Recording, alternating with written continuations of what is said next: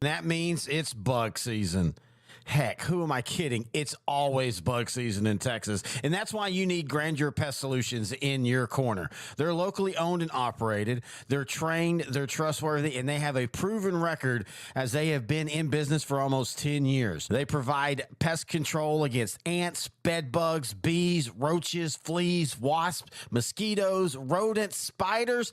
If it crawls and you don't like it, they're probably going to take care of it for you. Now, they serve all of the Dallas-Fort Worth area, and they're locally owned. These two guys have been running this business since 2013, and every year they get bigger and bigger. But you know what they still do? They still have great customer service. In fact, if you get a hold of them, they're usually going to have your quote and your job ready to go within 48 hours. That's pretty good. Now, you can call them for a free estimate at 469-809-1769. You can find them online at Grandeur4, that's the number 4, shore.com. You can also find them on Facebook. Just type in Grandeur Pet Solutions, and we are so happy that they're title sponsor for OutDrank The Coverage in 2020. L4 Media, we talk high school football, 4A, 3A, and 2A in Texas. We talk East Texas sports. We talk NFL, guy talk, movie and booze. We also talk wrestling and so much more. So like and subscribe and check us out. I tell you what, some days we're just like the Dallas Cowboys offense. We're kind of there. Hey, there's an eagle. What the hell? Yeah, it's been one of those. Hello, everybody. Terry Bennett, intern Noe, the pro, as it's time to OutDrank The Coverage. And I'm going to tell you what, how it was last week and how it started this week. I might be out drinking the coverage before we get through the first half of the show. How you doing, buddy? I'm doing much better than you. Oh, yeah. Hang on. Can you hear me? It's time. Yeah, I said hang on. Gotta get the music in, right? So pick up, step, and smile. You know what? Fuck you. Anyway, it's been those nights. If you were here last week, you knew we had some internet problems. And, you know, the internet now, it's kind of like when you have you have a sound in your car and you hear it. So it's gone. So you notice we had to restart the stream and all that because I just all of a sudden started having internet issues, and so Tuesday I upgraded my service to where it's the new thing that and I've had Spectrum out here now for basically the whole time I've lived here, 9 years, and they've been wonderful for the most part. And then I upgraded to where my download and my upload speeds are supposed to be around the same range. Everything's been working. Wait, and then look there. Oh, he disappeared. Now he's back. See, this is just how it's been going tonight. Anyway, so then I got all that taken care of, and it's been working wonderfully till about 6:15. I sit down. I'm at the studio. I've kind of got a little new setup because I'm trying to work on doing a better job of looking. So I've kind of got the monitor behind the camera. I've got this beautiful setup. You see all this. Everything looks great. You look great. And then it's 6:15, and Noe and I usually meet about 6:15 into the studio. We'll start the timer and everything. My internet just went crap, and so we're trying to get through it now, but that's okay. Other than that, intern Noe the pro. How you doing, and what are you drinking? I'm doing well. I'm doing Buffalo Trace again. It's just a nice little go-to I have. I've been able to find more bottles of it, so it's just one of those I have to buy if it's in stores. It's very hard to get in Texas. It's from the Buffalo Trace Distillery in Kentucky. So I went to the distillery last year. I really enjoyed it. But yes, it's a great go-to and very affordable for anyone that wants to break into bourbon. How about you, buddy? And going back to it though, you and I have talked about that. That's one of those things is, and I guess it's with any kind of alcohol, but bourbon especially and whiskey is there's definite levels, and wine I guess is the same way specifically. There's definite levels of, are you going to break where you'll buy $300 bottles when you can, or you get gifted to you, or are you going to buy the $18 gut rot? I tend to go with the gut rot, but I actually got a new vodka I'm trying right now. Found this at the liquor store last week. It's called 1941. It's actually pretty good. It's a 6 times distilled, gluten-free. You know me, I'm always worried about gluten. Crafted in America, but not in Texas. It's actually crafted in the Midwest. It doesn't say where. This would be the Princeton, Minnesota. So go Minnesota. This would be the first Texas vodka I've had in a long time on the show. But it's really good. I've enjoyed it. Studio wife has enjoyed it. She had a couple Bloody Marys with it. It was, she thought it was really, really good. And so it's into the draw, so to speak. How would you compare it to Goodnight Lovin'? Literally about the same, man. Vodka for me, it's just stay out of the way. Don't give me a taste. I want it as clean as possible. I contend, all jokes aside. I know it's a funny thing to talk about, but I still contend that our Taka actually does that pretty well.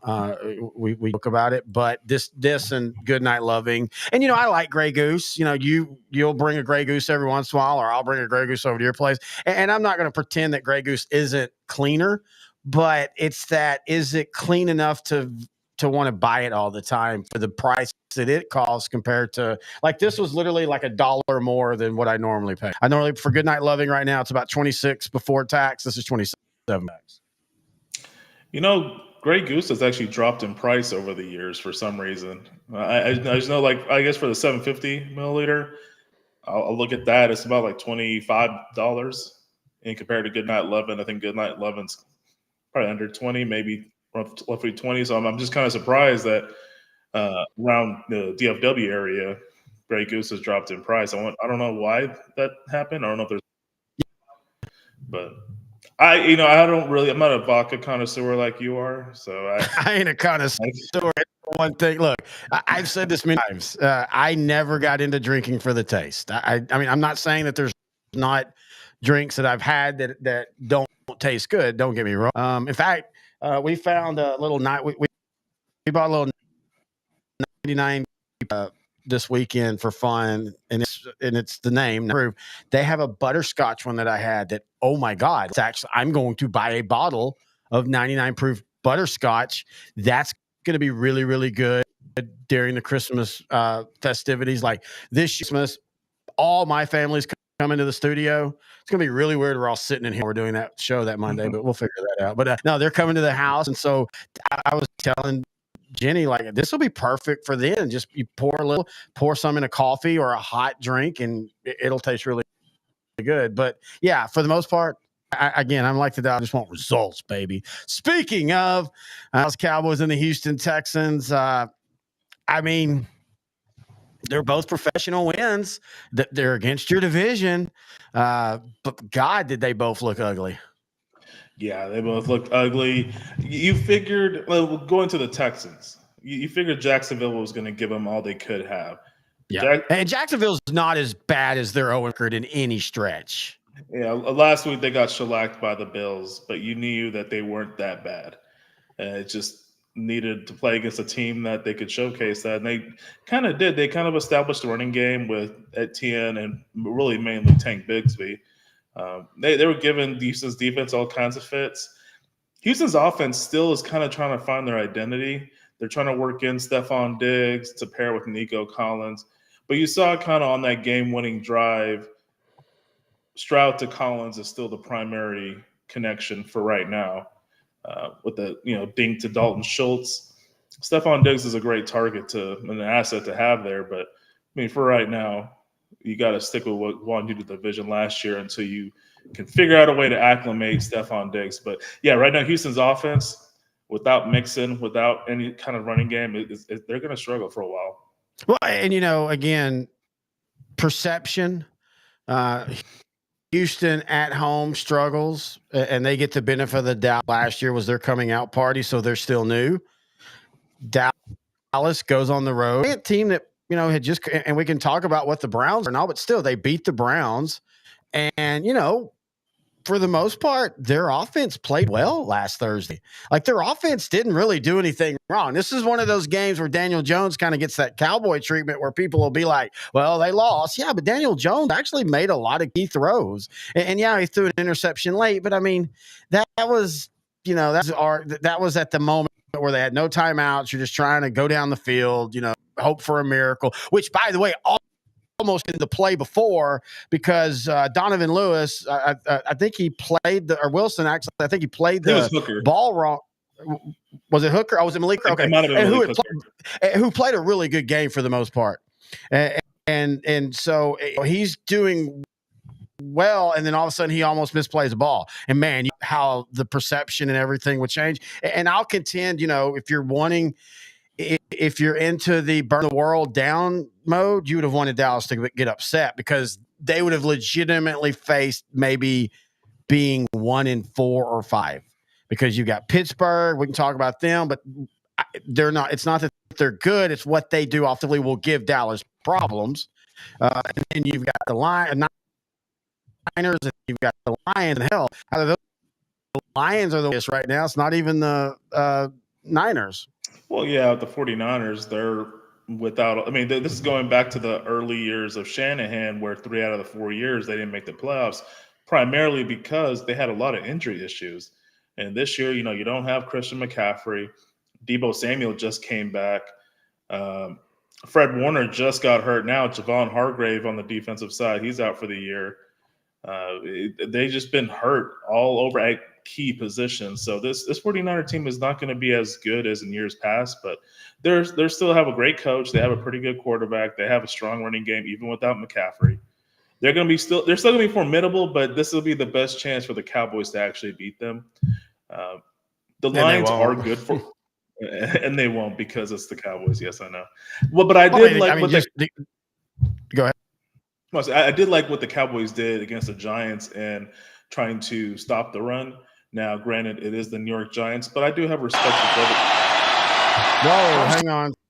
I do have respect for Devin Singletary as a running back. So I like what the Cowboys did defensively. From what we just heard, there's 2 Monday night games tonight. Right now it's Tennessee at Miami. And just to summarize how bad both teams are, this game started with an interception by the Titans and a fumble by the Dolphins. So it's 0-0, 6 minutes left in the first quarter. Oh, that is the most just NFL of NFL things right now. Because, man, when you're thinking last year, as you have pointed out, even though I still think they're going to be a terrible team record-wise, you have pointed out that Tennessee has built a decent around a bad quarterback. And then, of course, Miami's Miami. And then, of course, Tua gets hurt. I mean, we have a blast watching football. I completely say that through 4 weeks of the NFL season, last year was ugly. This year has been extremely ugly to start the year. Well, I mean, Mel Kiper is trying to help everybody by eliminating the too high safety defense. That's kind of been, stifling these offenses right now. Now, this is going back to like 30 years ago when quarterbacks were throwing for 3,000 yards and, becoming all pros. The passing yards are not there right now. Some games are. I mean, Daniel Jones threw it against the Cowboys pretty well. But again, though, what did Dallas do? And by the way, I'm not Mel Kiper. That's absolutely stupid. I mean, it's funny though. Safety, it's funny, but it just that came from the weirdest thing because Mel Kiper is way older than us. I say way older, but he's older than us. He would be considered boomer group, and yet he's wanting to soften the defense, being a defense that's been in the league for 70 years, 60 years now. The two safety shell look. The thing that's so frustrating about this is two yokels like me and you 2 years ago, so defense start doing. They're going to start just playing back and forcing you to hit everything underneath. Game of Giants. That's what Dallas did. Dallas did what you and I was saying. Like if you can't get pressure, which can't right now, and they're not going to for the foreseeable future, and we'll talk about that here in a minute. But if you can't get pressure and you play everything in front of you, force them to make that 3rd down and 6 at the 18 when everything has gotten smaller and it's more congested. And that's exactly how Dallas won that game. It literally was just the Giants drove up on the field till they got inside the 20, and they couldn't do anything because they couldn't actually run the ball. And I know Devin Singletary and them are not Derrick Henry, and and they're not even Alvin Kamara, but I did think that the run defense was better.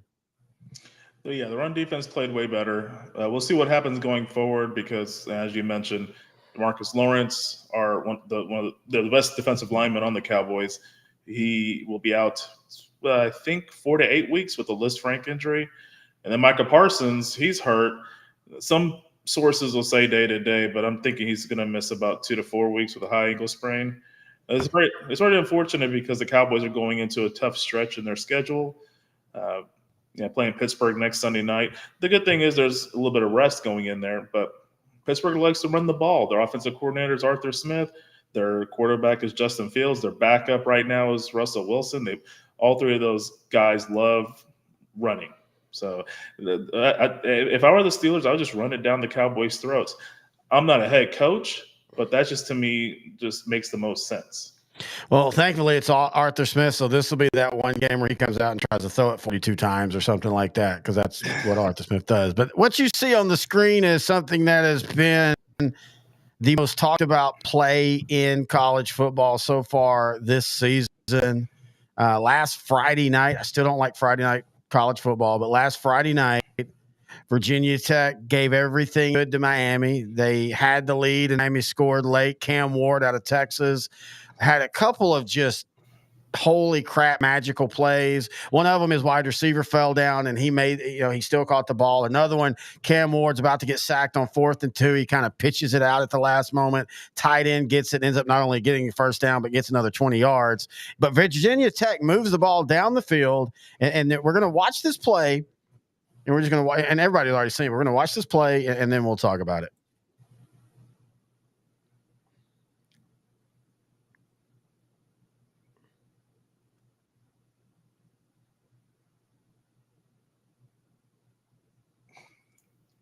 So first off, as you're about to see, I do not. Well, you can't see it yet because right now Miami's celebrating. I don't know why they think it was over, but somehow the officials said touchdown.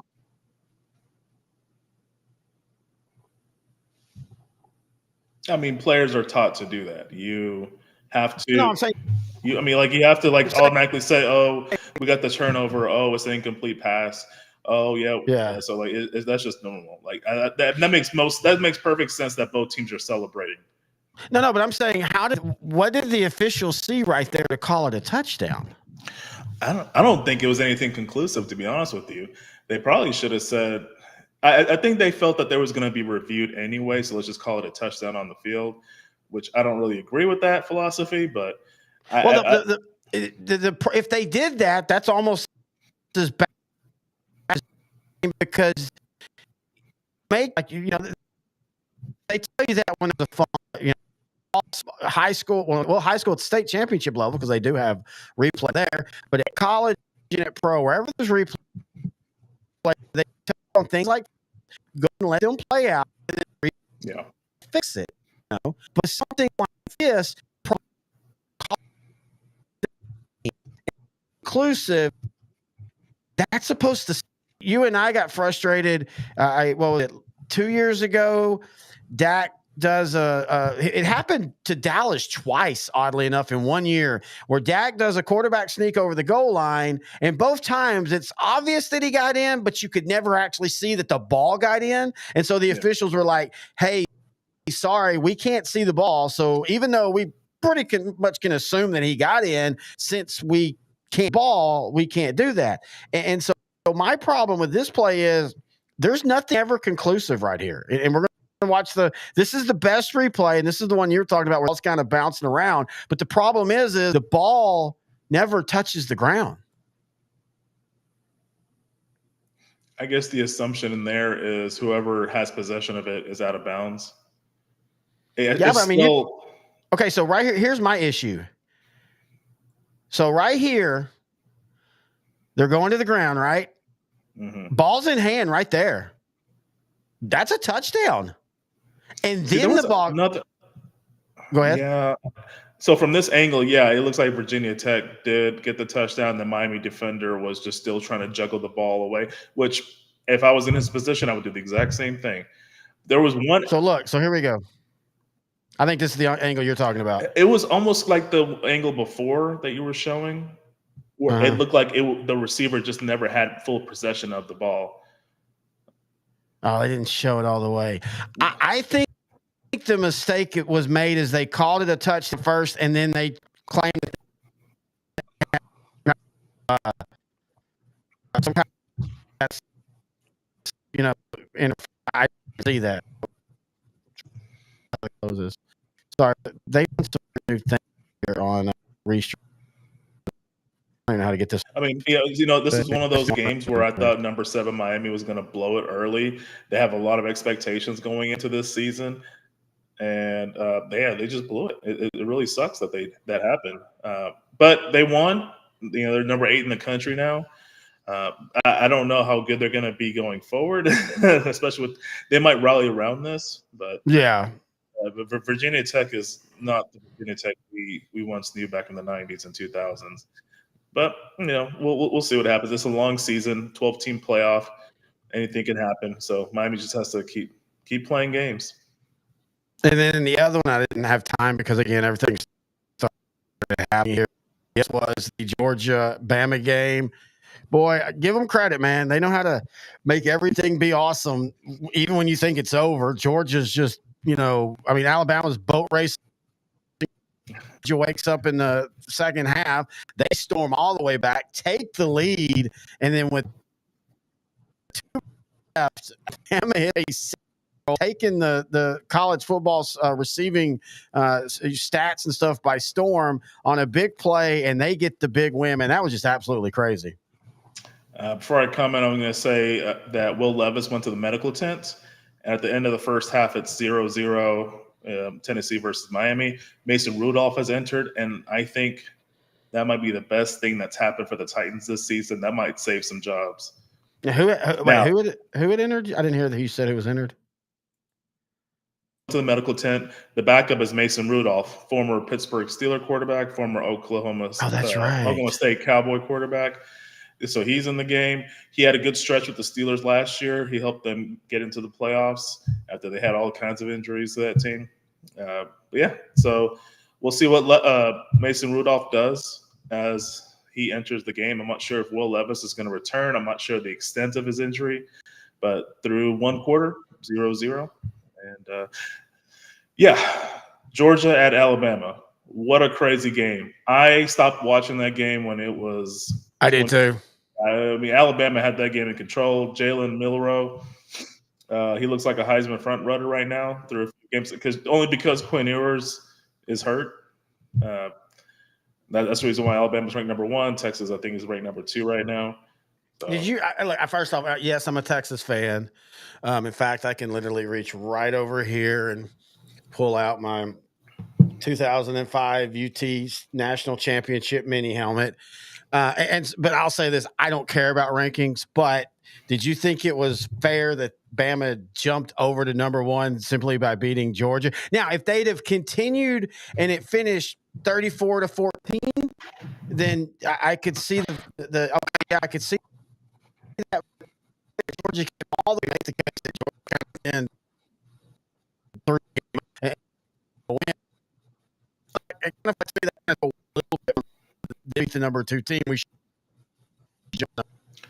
I think I understood what you're saying. You keep cutting out. Yeah, sorry, I can't help it, man. No, you're good. Yeah, I think as of right now, Alabama has a good case to have the number 1 ranking. They beat Georgia. The Texas win at Michigan was kind of shocking, especially shocking the fact that you predicted a 31-10 Texas win, and I was like, okay, you're just being very delusional.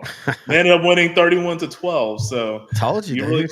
You probably should have put some money on that. And it wasn't as much as me being like what I think Texas can do, which it was. But I mean, Michigan is that classic. Hey, yeah, they won the national championship, but they lost everything, including their coach. And then you also got all the controversy of everything going on with all that. And so it was just kind of like, as long as Texas doesn't go in there and just get big game yips, I just think Texas is a better team. And even looking at what Texas did against Mississippi State, you're going to be like, well, that was only 35-13 or whatever it was. Yeah, but go look at the actual stats. Texas dominated. Give Mississippi State credit for playing keep away at times. And then Texas had a couple weird fumbles that might have to be addressed. But, I just think Texas is built different than they have been in the past couple of years. Yeah, I can't wait to see what they do the rest of the season. This is going to be a good season. I'm really curious to see how early losses translate into playoff positioning come November. Some of these teams now, back in the day, if you're in a mid-tier conference, one loss and you're out. Even up until last year, a one-loss ACC team is going to be out because the conference, even though it's a Power 5, it's still pretty weak. So, yeah, I'm really curious to see what's going to happen there.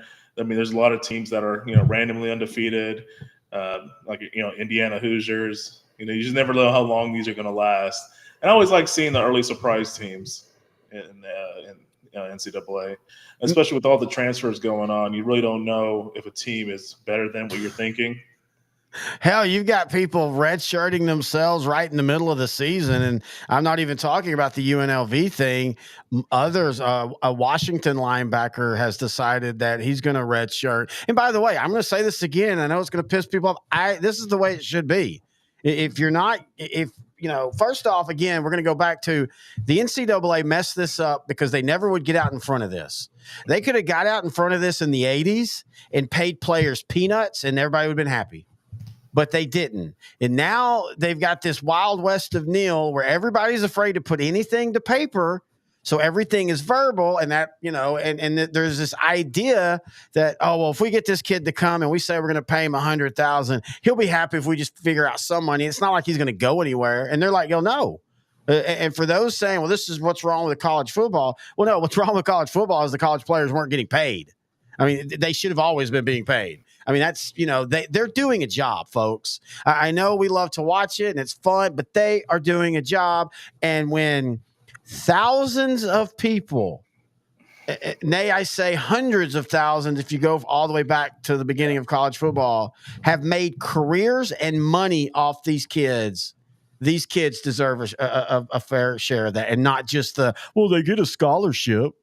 That's not enough anymore. Yeah, I mean, it's not enough anymore. If you look at the actual numbers, these schools are making a ridiculous amount of money, and they still are making a ridiculous amount of money. This was the best decision that's happened. Now, I know these kids are still immature. They're still young. They are young adults. They're old enough to serve our country in the armed forces. So let them earn some money. Yes. They're revenue. I don't see a problem.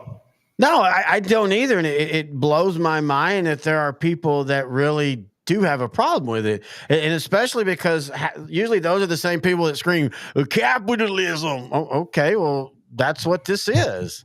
The worker should be the one making the money. And I'm not even saying that they all need to be paid billions or anything. But again, at your job, if you get hired to work for dollar amount B, and then 6 weeks into your job, they start telling you, oh, you know what? Sorry about that. Yeah, we're not going to be able to match that. Are you really going to stay? No, you're not. Unless you're just stuck. And then that's on, you got to figure that out. But these kids aren't stuck. They have a special ability that has a value to it, that as long as that allows them to move around, they're going to move around, and they should move around. I mean, I'm sorry. It's just the way I feel about it. These schools have got, and the NCAA, if the NCAA wants to be relevant, they've got to figure this out. It might be too late because, they're not going to offer anything like what Neil can offer these players. Oh, yeah. The schools are just greedy. So I'm not going to even think about their needs and concerns. I'm going to go ahead and just say I think to me it's more of like a cultural thing. I think a generation or two ago, pensions were a thing. Now you have 401ks, but like these companies, they would offer you, if you work here 40 years, you'll be eligible to retire. We're going to pay you a certain amount of money per month for the rest of your life. And that was the thing. You worked at the same company. You had loyalty to this company. They had loyalty to you. But now, like, it's just right now. There's no incentive to say. There really isn't. No. Like, go to the highest bidder. Market. Hey, you have a market value. Go find that. And if you want to be, don't undersell yourself. But and if you want to be, whether it be because just you value winning over money, or you're from a background where you don't have to have, you don't need to make a ton of money early, and you choose to go somewhere where you can win and money's not a big issue, that's your choice as well. And that's my whole point. Everybody deserves to have a choice in this. You shouldn't be. And for all those people that say, well, the transfer is broken, you should only be able to transfer once. I have no problem with that. Then just simply make it where if a coach signs a deal, it must be a 4-year deal with a 5th option, and it cannot be bought out. Simple as that. But also make it where the school can't fire them either. Let's make it fair for both sides. So if a coach signs a 5-year deal, he is going to coach 5, or a 4-year deal, he's going to coach 4 years and then have that 5th year option. He can't move until that 5th year. Then do it like that. Then everybody's fair. But don't tell me that, coaches, they're moving because they're worried about their family and their job. And what do you think players are? Especially look, dude, we can talk about society. There is a stud player in Texas high school football, and I'm not going to name him because I don't know how well known this is. He's about to have his 2nd kid. So that dude, when he goes to college, needs to put food on the table. So, and he'll be able to, but he should be able to make as much money as he can, just like if he went to work for Walmart or he went to work in an oil company and all that. And this idea that, you're a college student, you don't need to be paid. That's just bullshit. That is just weird. Honestly, I think a lot of it could be a little racial.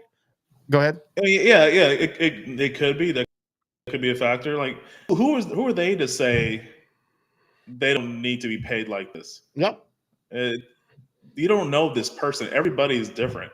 Everybody has a different situation, like you said, with the stud Texas player that's unnamed. It's having a 2nd kid. Congratulations, I think. Yeah, I don't know. I think. Everyone has a different situation. Like this player you referenced, he's going to want to get as much money as possible for necessity. Now, like an Arch Manning, he probably doesn't really need the money.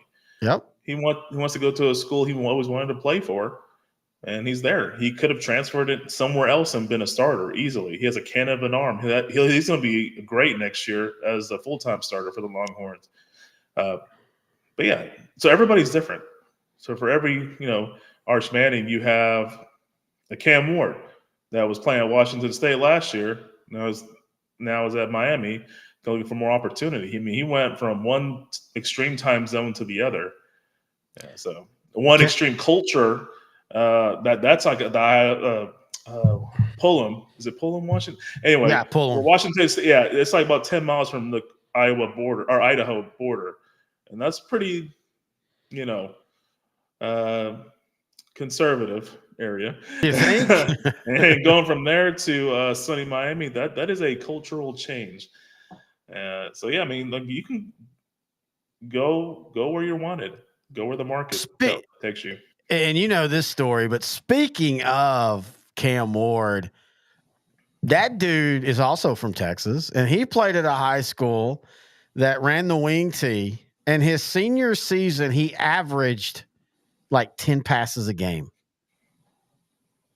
Wow. Think about that. I mean, look, I know coaches, y'all have y'all systems and y'all have y'all styles and y'all have y'all certain things that y'all do, but you seriously telling me you didn't see the specialness in this kid? And we saw him.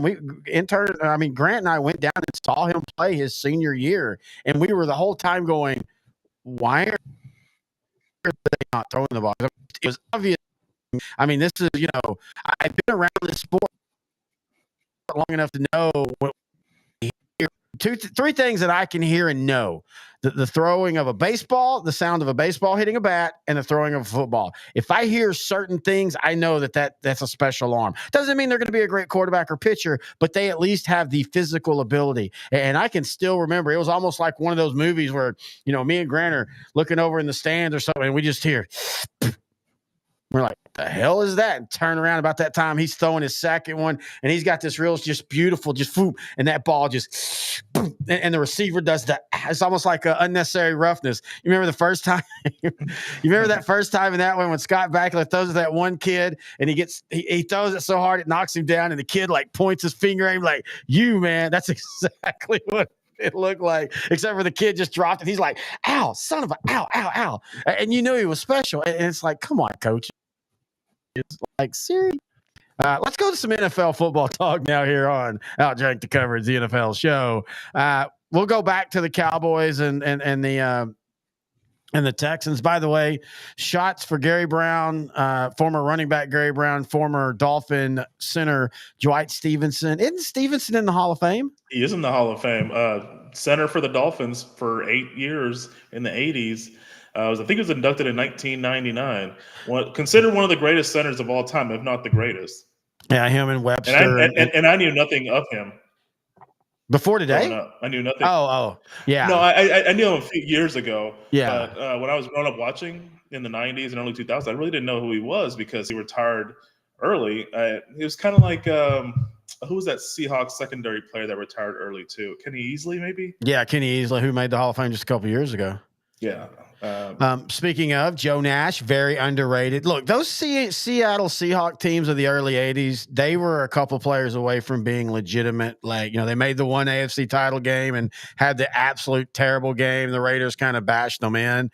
I will say, though, you cheated. We've used Robert Porcher already this year. We used him like the first time we did this. We did? Yeah, for the Lions game, the very first time we did this. It literally was the ideal was I came up with it was Robert Porcher because I saw something on him and I was like, dude, people don't realize he was a really solid player. But anyway, Eddie Murray. Hey, there we go. Former Cowboy great Eddie Murray. Also was a Lion great before then. Sorry we didn't get to that again. Technical issues.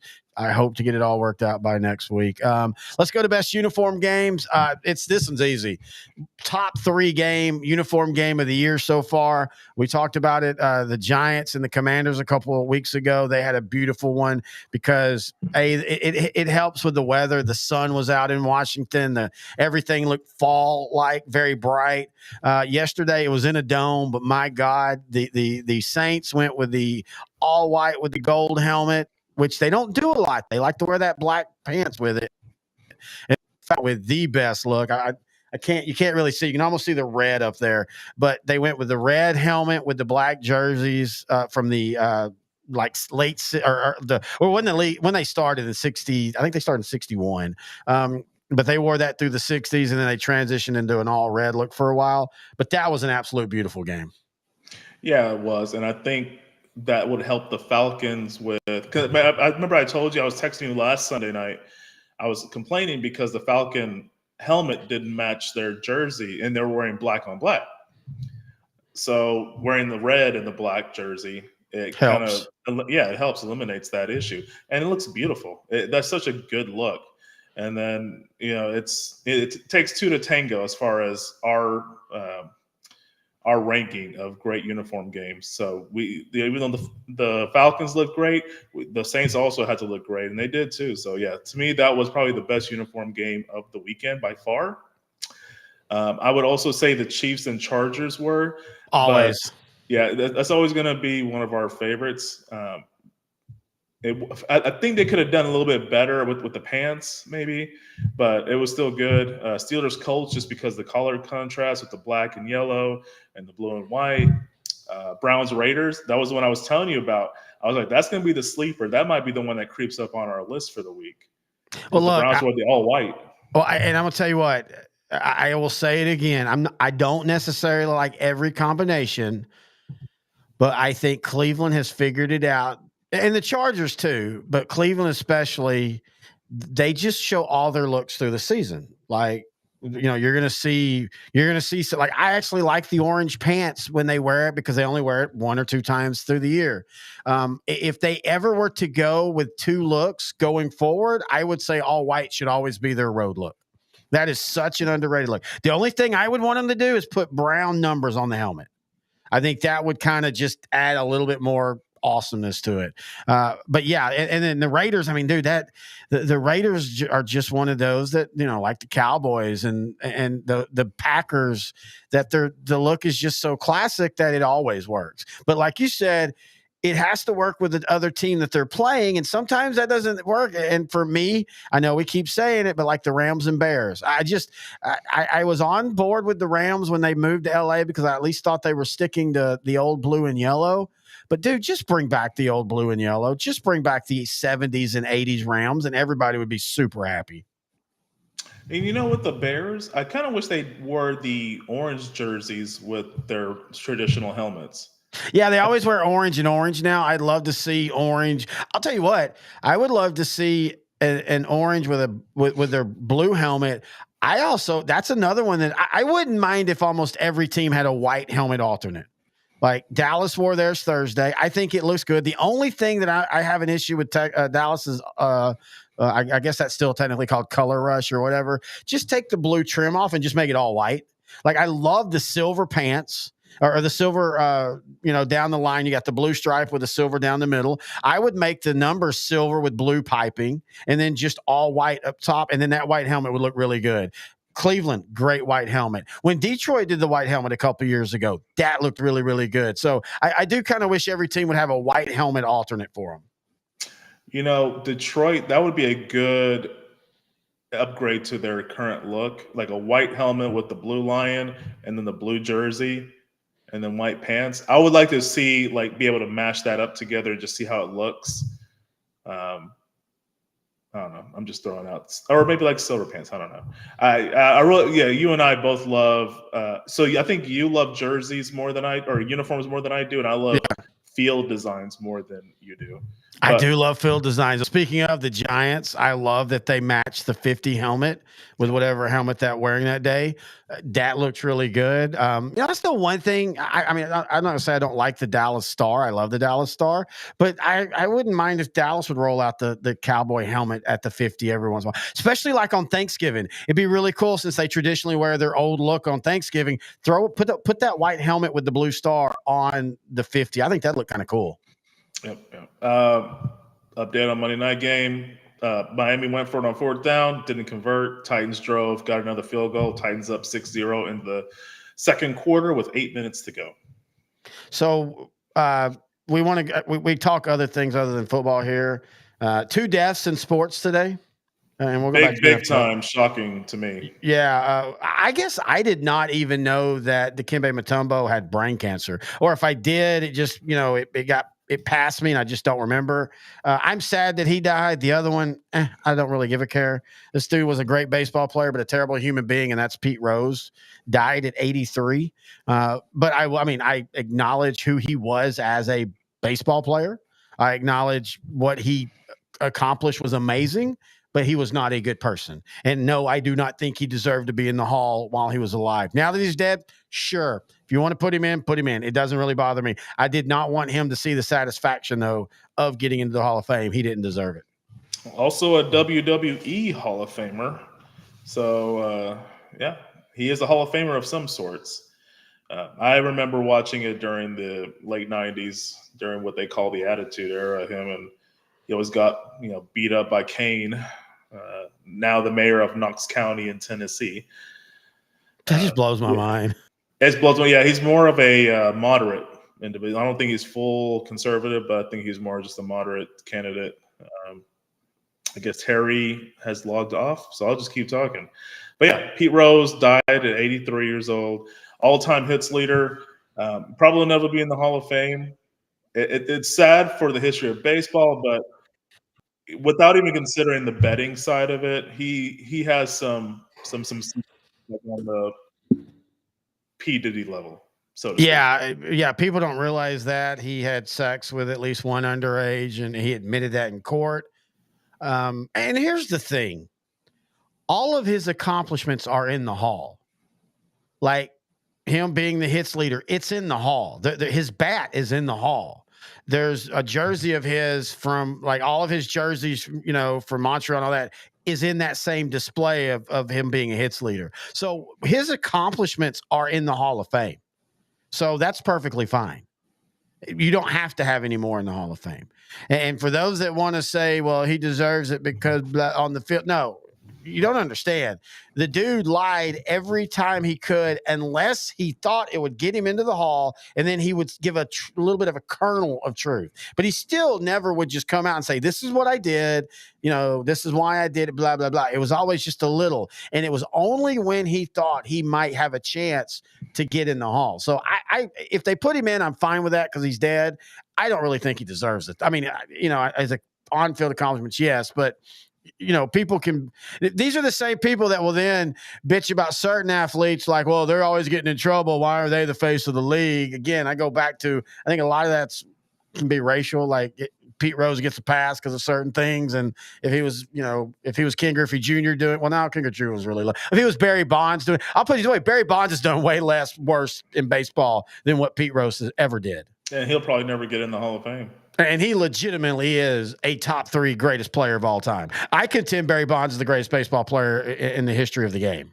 He was my favorite growing up. And even after he retired, he was still my favorite player.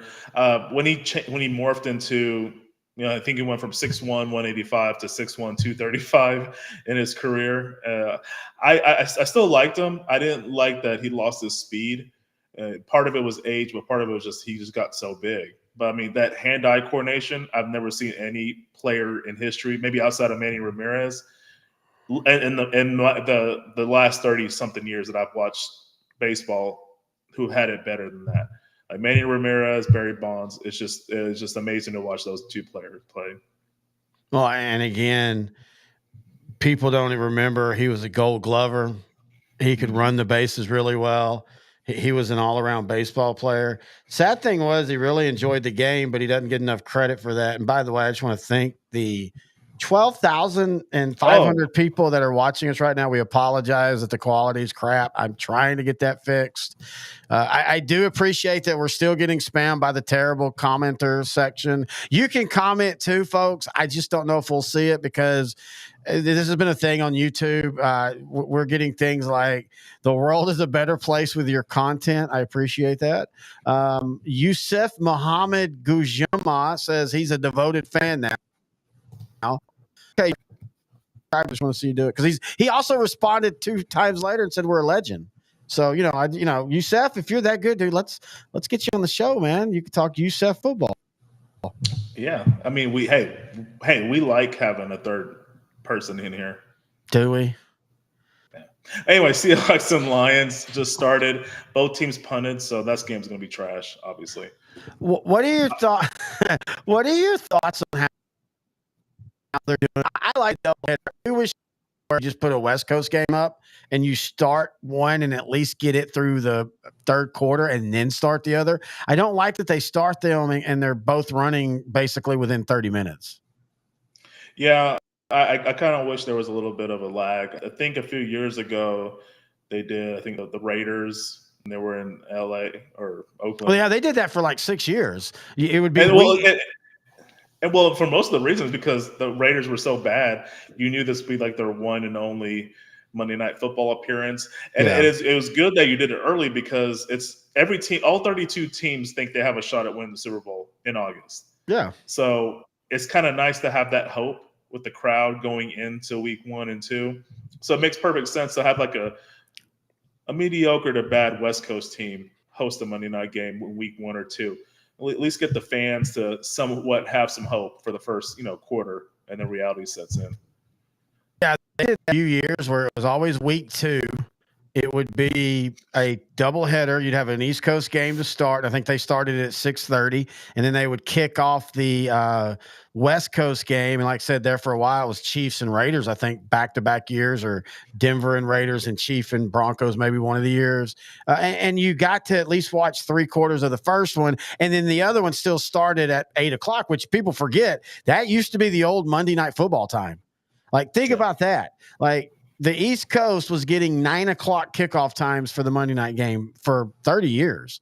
And Sunday night used to be that. The very first time when Sunday Night Football first started, it was at 8 o'clock. And then everybody got smart and said, well, why don't we put it at 7:30 right in the middle of America, and then everybody can watch the game at a decent time. All right, let's go to – I would love to live in the West Coast only for that reason, that we could watch football at 10 a.m. Everybody that's from the central to east and move out there says it sucks because you can't get used to 10 a.m. kickoffs. You and I are morning people. We would be perfectly fine with that. And then think about the London games. So right now they start at 8:30 our time. Mm-hmm. We live in the time zone. They'll be like 6:30. It'd be like watching Man United play soccer. And I was falling asleep at a pub 2 hours later because we got up and drank at 6 in the morning. Well, that was more on you, not me. You were doing the same thing. The best part of that was we got back to your house when you were living in Frisco, and I had a bottle of vodka. He's like, "Yeah, I'm gonna go ahead and take that." I brought a bottle of vodka for the soccer game. I just kept it in my truck when we went to rugby house. Yeah, and we went back to your place. Speaking of Frisco. I wasn't even mad at you. I was like, you know what? That makes perfect sense. Enjoy. You knew I was going to nap and then rally for the afternoon playoff games. What had happened was we went to a friend's house to watch early morning soccer, and then we went to the pub for 1 p.m. first round playoff games. I think it was the Packers and the Vikings or somebody like that. I can't 100% remember. This is back when Dallas didn't make it consistently, so we just watched the playoffs for fun. And I was toasted, but I was also just sleepy because that was also the night before. I'm pretty sure we'd all went out and did something because that was what we did every Friday, Saturday, and Sunday, and Monday and Tuesday. And then we take Wednesday off, and we'd all feel like, look at us, we're not drinking on Wednesday. But so then we went back to my house to finish, and I was going to get back up later. But speaking of Frisco, so intern Noe is back in studio next week. And we're going to be recording some other stuff. Of course, we're going to be watching the Monday night game and then also talking, week 5 football and all that. But we're going to be recording Bad Movies and a Drink. And we're going to be doing, because it's Halloween month, my favorite time of the year, we're going to be doing the Haunted House franchise. That's Haunted House 1 and Haunted House 2. Now, the first one, I love both of them for what they are. But the first one has a very, very special place in our heart, because it was done on a Sunday. I don't even remember how this got started, but we were like, you know what we should do? We should go watch a stupid movie that's going to be bad, go eat at CC's, which is the McDonald's of pizza. It's going to be bad. And then we're going to go watch the Pro Bowl, and it's going to be bad. And damn it, if all 3 of them for that one day weren't all really fun and awesome, and the Haunted House, the first one, turned out to be, it's still bad, folks, but it turned out to be way better than we thought it was going to be. The CC's hit hard that day, and then the Pro Bowl was like 42 to 50 or 42 to 40 or something like that. Somebody won on a last-second pass. It's just one of those days that was horrible, and yet all of it turned out to be awesome. Yeah, that was great. The CC's was way better than I thought it would be.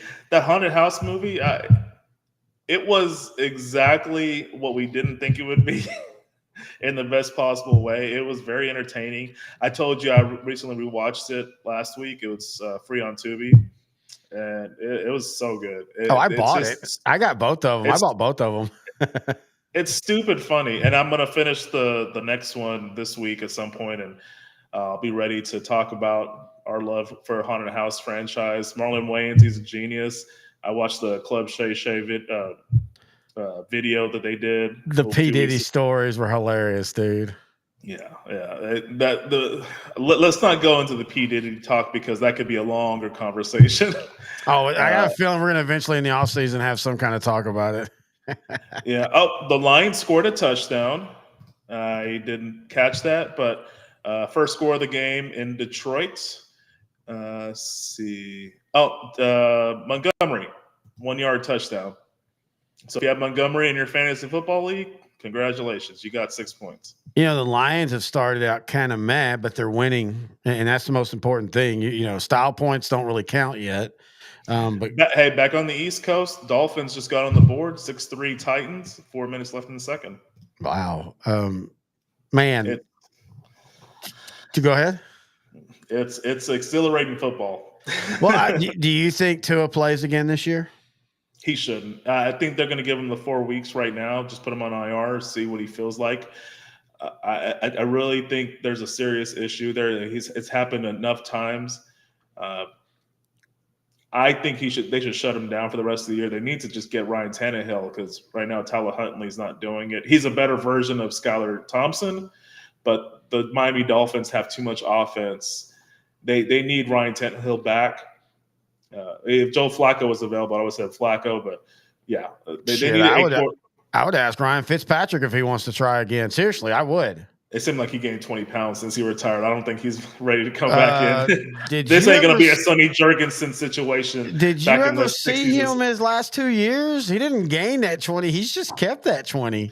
Oh, okay. No, he was already getting thick before. But no, we keep saying that Ryan Tannehill, and it feels like that would be natural because he was there. But obviously, that's not something they're, they feel that Tyler Huntley.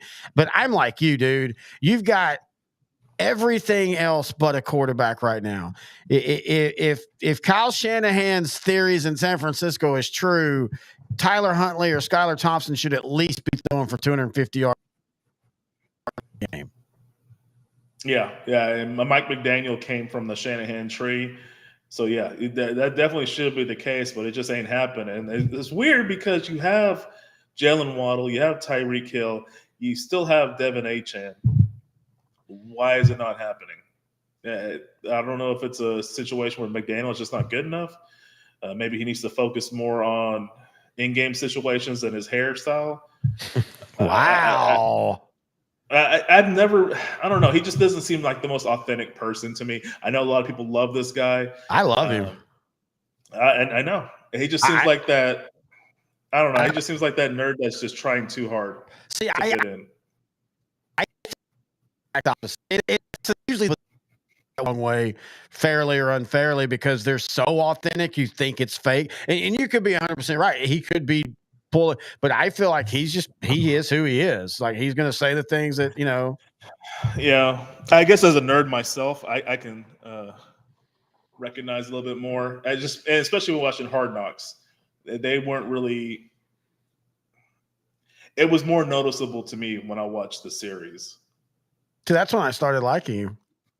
That's when a lot of people started liking him. I saw something different.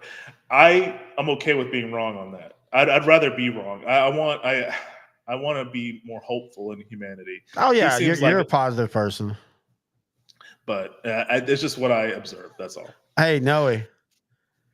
Yes. Orbian in chat says we have reignited his passion for his goals. Okay. Just be like Shia LaBeouf and do it. No, don't do the other thing Shia LaBeouf would do. I was just about to say, wait. Be like Nike. Be like Nike. There we go. Oh. Hey, you know what? Just Charlie Hustle. Oh, wait. Hey, you know what? Do like what some pro players did after their careers and be great in acting and rental car commercials and possibly murdering your ex-wife. Reach for the stars. Whoa. What? Holy crap. Yeah. Holy crap, we got a. Oh no, it's holy crap, we got a crapple. One of my favorite Family Guy lines. It is one of mine too. I say that all the time. All right, speaking of a crapple, the Philadelphia Eagles just keep crapping all over the field, and I'm here for it. We talked about it last week when I almost said Baxter Mayfield. When Baker Mayfield had a bad game, he's going to do that. We can start calling him Baxter if you want. I mean, doesn't he kind of look like a Baxter Mayfield?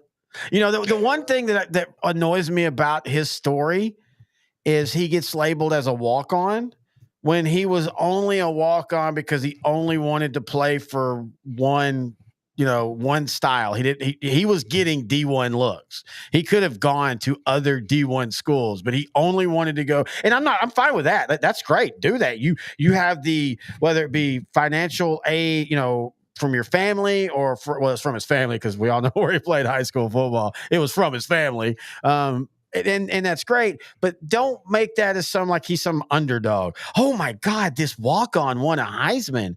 Yeah, because he was what's called a preferred walk-on. But in saying that, last week it was the bad, this week it was the good. Mayfield throws for 347 yards, 3 touchdowns. And by the way, Philadelphia, you want to worry about San Francisco or you want to worry about Dallas? Maybe worry about Tampa, because you sure can't freaking beat them. They've now lost 3 in a row.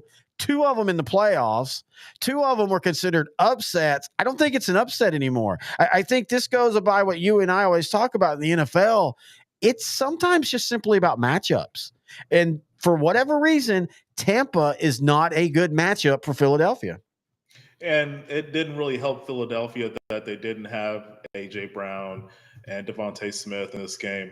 But what also didn't help was the play calling. Kellen Moore, for some reason, only gave Saquon Barkley 10 touches 12 touches overall. Wait, hang on. I'm sorry. Did you just say for some reason, like you don't remember that this is what, everybody wants to point to when Kellen, and I like Kellen as a coach for the most part, but everybody wanted to point to when he was here, Dallas led the league in rushing for a lot of those years, but y'all don't remember that one game they would run it 35 times.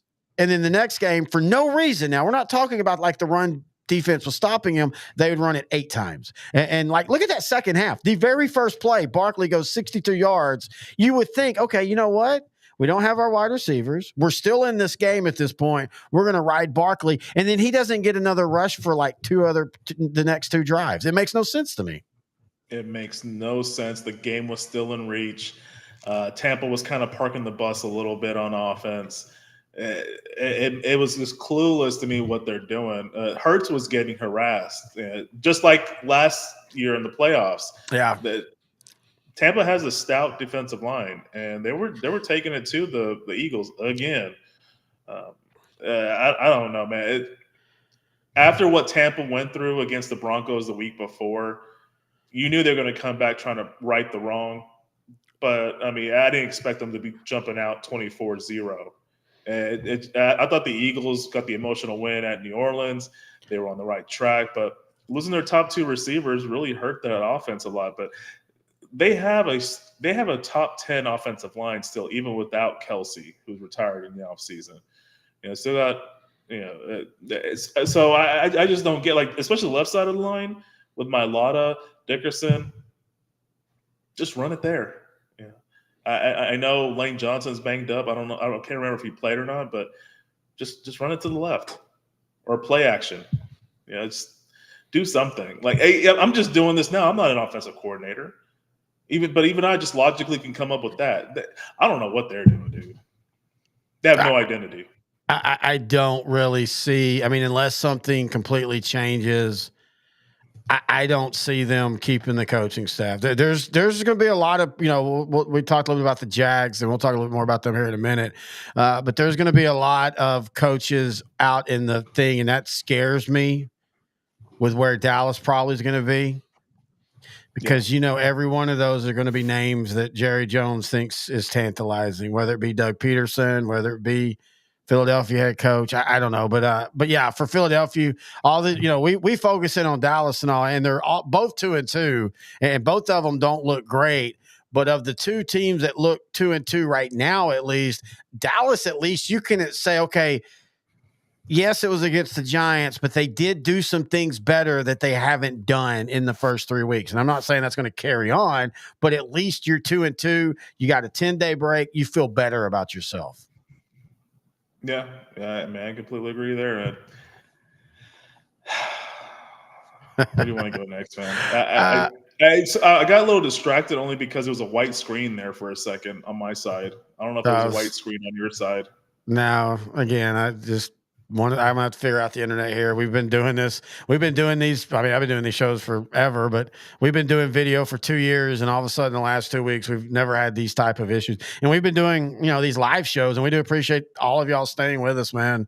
That's really awesome. I every time we start struggling, I'm like, oh, we're not going to get good numbers. And here we are with 12,000. We wish y'all would comment, but I get it right now because of because most of our comments have always come from YouTube. I get it. It's really frustrating if you're trying to comment to us a valid thing and we can't see it because it's all this BS. And that's how it affects our restreams. I have a thing where we can see all the comments from all the different, like from YouTube, from Facebook, from Twitch and everything, but it all gets lost. And it's like right now, it's just hitting us. This video got that sauce. This is amazing. You're a source of positivity. So like, I know you're a bot if you're listening to us, bitch. And it's like, wow, they're really positive. Hey, you know what a great game was? The best uniform game of the week was also maybe the best game of the week. Yeah. That was a great start to the game. Yes, it was. I got to tell my story as Atlanta and New Orleans are in this crazy shootout. I'm rooting for Atlanta. Nothing against New Orleans. I like New Orleans. I like chaos, and I want everybody in every other conference or every other division to be all close by the time we get to week 14 on. Every game matters. And so I am just so rooting Atlanta. Oh, my God, this is awesome. And then one of my guys I always go to for my kicker, Young Shu Koo, hits a 58-yarder with 2 seconds left. And I'm like, man, that's awesome. And then I go look, and I'm like, I forgot what my parlay was. Let me go check my parlay. I had a 3-team parlay that would have won me $1,300. I picked Indianapolis upsetting Steelers, and I picked Minnesota, which oddly enough was the underdog, upsetting Green Bay, and I picked New Orleans beating Atlanta. I had a $50 parlay that would have won me $1,300, and dumbass Terry, the host, is over here rooting for the team to. But it was a fun game, and you saw what Atlanta can do. And yes, I know New Orleans is. You want to talk about beat up? 3 offensive linemen out. Alvin Kamara is like playing well, but also walking wounded. Yet, man, when Atlanta's clicking and when they're giving the ball to Bijan Robinson, and that's allowing the offense to be diversified, but more importantly, that defense making so many key stops in that third and fourth quarter. I thought this was a great win for Atlanta. It was. Quick pause. Seattle fumbled the ball. Detroit capitalized. Jahmyr Gibbs with a touchdown. 14-0 Lions. Just started the second quarter.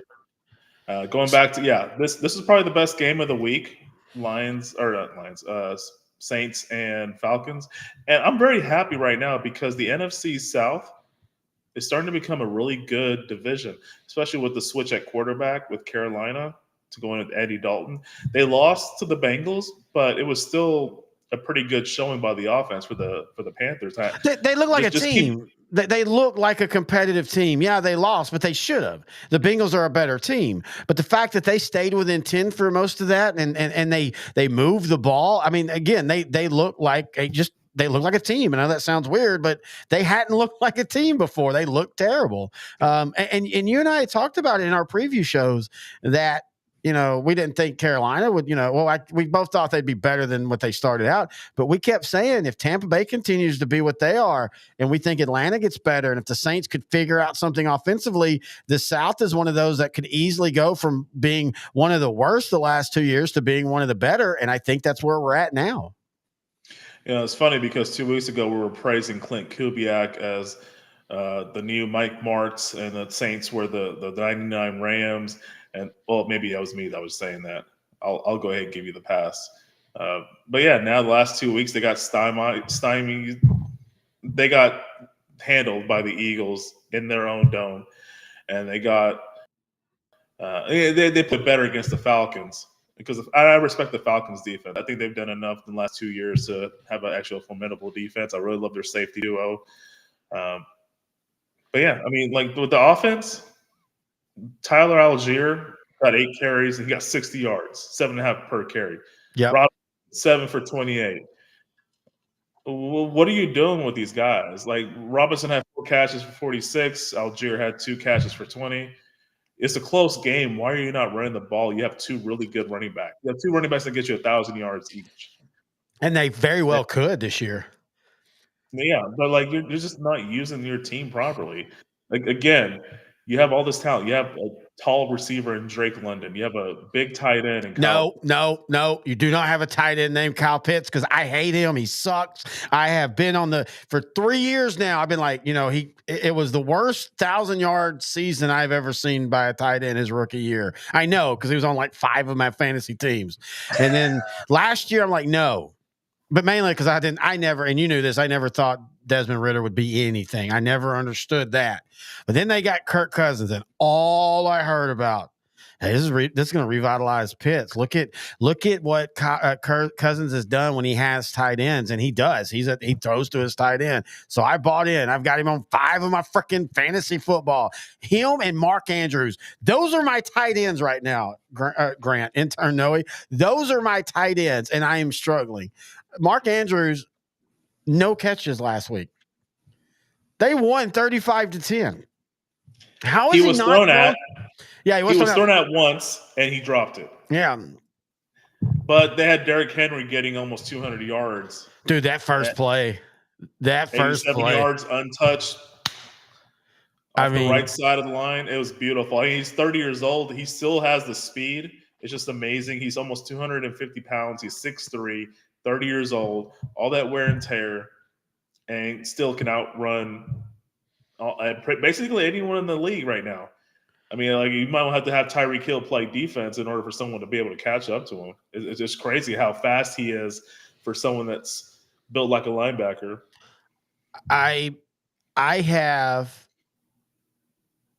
maybe a little too much defended Jerry Jones at times over the last 10 years. I never defended him from 2000 to 2005, other than hiring Bill Parcells. That was a good hire. But especially the back-to-back 5 and 11 years. I felt that at that time he was like, oh, we're in salary cap hell. We can't do anything. And I think he was fine to just, and that's fine, dude. You ran 3 Super Bowls in 4 years. You were the team of the 90s. You can take a 3 or 4 year break if you don't really, want to spend it all. I can't defend him not signing Derrick Henry. When you look right now at what Dallas's offense needs, and look, I love CeeDee Lamb, but even CeeDee Lamb is not a guy that goes and gets full-on separation. But Brandon Cooks doesn't get separation. Jalen Tolbert doesn't get separation. Jalen Brooks doesn't get separation. Jake Ferguson doesn't, but Jake Ferguson is, I still contend, if they would throw him the ball enough, could legitimately be maybe a top 3 tight end. You don't need him to get separation. But my God, think about what Derrick Henry would do to the safeties, which would all of a sudden allow Brandon Cooks to have separation. See, I don't understand, because it's not like Derrick Henry signed a 2018 Zeke Elliott contract. I mean, it was a good deal, but it's 2 years. I think it's 2 years, and it was all manageable. It just 2 years, $16 million. God, Yes, I know. No, generally speaking, the Cowboys have made good decisions and not overpaying. Exactly. But in this case, you're actually underpaying to get Derrick Henry. There's other running backs that have gotten paid more in the market this past offseason. And those are really good players, but if you can get Derrick Henry for $8 million, I don't care he's 30 years old.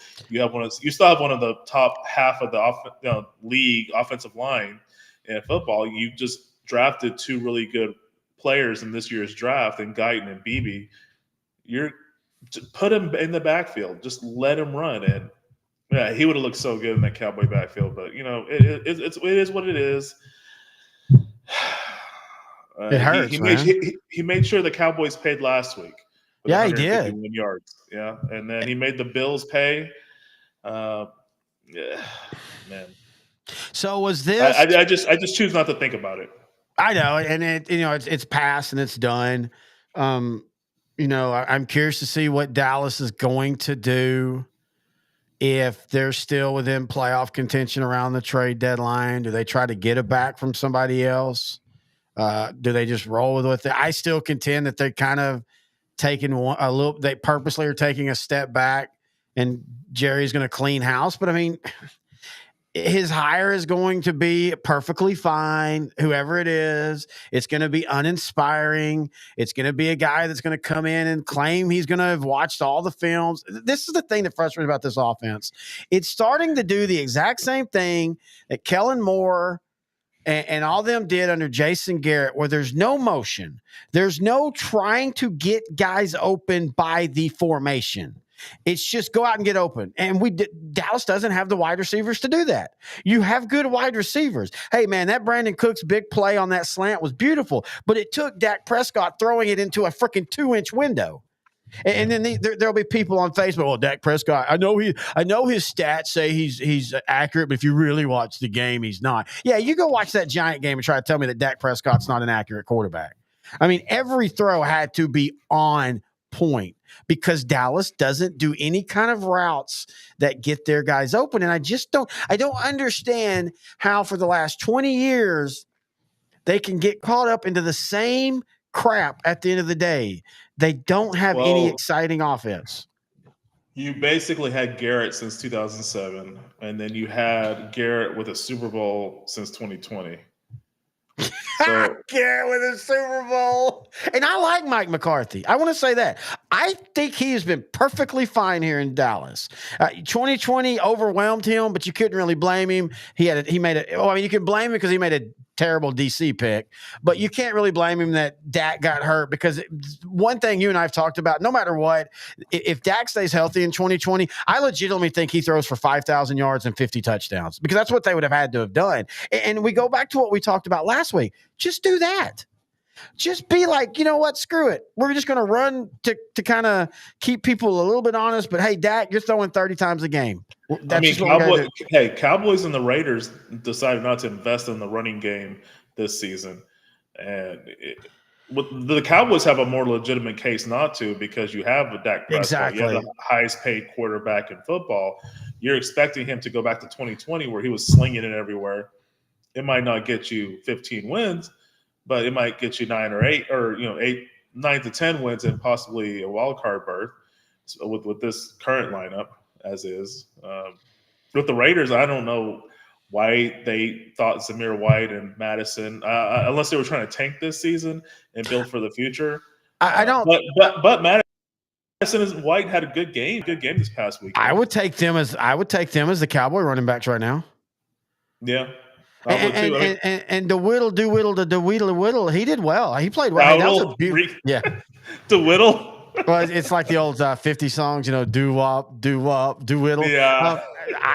They used him really well. That screen pass, man, that was a work of art. That was great play calling. You just had a penalty.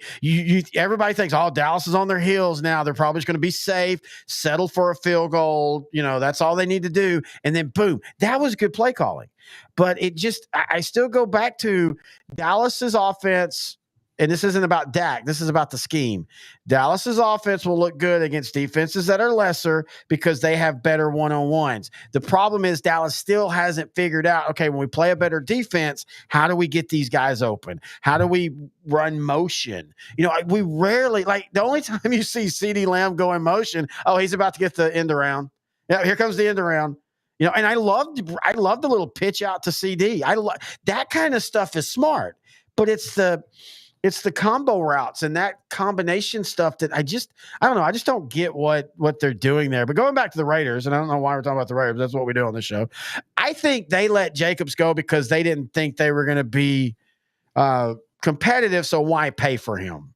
Kind of the thing I've said about Tennessee, I don't understand. Tennessee's paying for a lot of guys. If you were ready to be a championship team, makes sense, but you're overpaying for a lot of B-level guys and then expecting them to be A-level. The Raiders won 8 games last season with Aiden O'Connell at quarterback and Jacobs in the backfield. They could have just committed to paying him and building up that offensive line. They're 2-2 right now with Gardner Minshew and that running game. I don't know why they didn't just invest. I mean, going into the season, people thought they were going to have one of the best defenses of football. It's still a pretty solid defense. It's not great, but it is pretty good, which that's the best compliment I could give the Raiders defense. And, this is probably the best defense they've had since they went to the Super Bowl in 2002. No, I don't disagree. So I was looking at – I haven't had a chance because, again, if you're joining us, and we do appreciate it, we still got like 6,000 or 7,000 in here. Seahawks are driving. They're trying to get their first points of the game. 10:42 left in the second. They're at the Detroit 1, 2nd and goal. So I haven't been able to hit play because I don't want to mess up the internet. Is Seattle wearing current or throwbacks? I haven't seen. You haven't seen because the Lions are wearing their alternates, and I'm going to say it. They are ugly. It's the black top with that blue helmet with the black lion and the black star. I don't like that. Go back to the blue. I don't know if you can see. Yeah, you can actually on the camera. I thought this was a really good alternate right there. It was a perfect alternate right there. You got that what they call Honolulu blue. You still got the silver. I like you had the old Ford. That was a throwback to like the Ford, the symbol, the 2 slashes on there. This one that they're wearing tonight just doesn't look good. I never liked it when they had the black top for a while. That was their mid 2000s to a few years ago. But I just that's why I was wondering. I don't want to hit play. I'll hit play. Let me see what's the worst that's going to happen. And then Titans are still up 6-3 on the Dolphins. See, I was about to score. Oh, okay. Less than a minute left for the Titans and Dolphins in the first half. Yep, Seattle scores.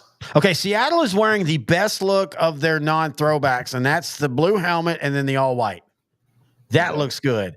Lions, sorry. I don't hate the blue helmet with the black lion. I can see that, but the all black with it doesn't look good to me. Just my personal opinion. You know me and all blacks. All right, let's go to the next game here. I don't know what your issue is, sir. Hey, you hate the rugby Williams. team in New Zealand? Okay. So I got that's actually, this is a real story, folks. I grew up in a small town, so shut up. So I always would hear that, and I didn't have cable or anything for most of my youth. I think we got it.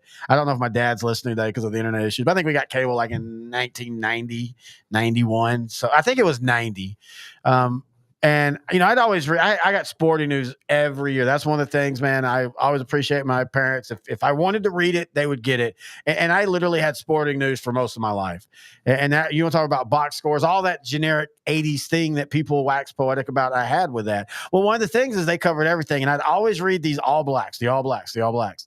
And so I can still remember it was over at my Aunt Nell's and they had satellite.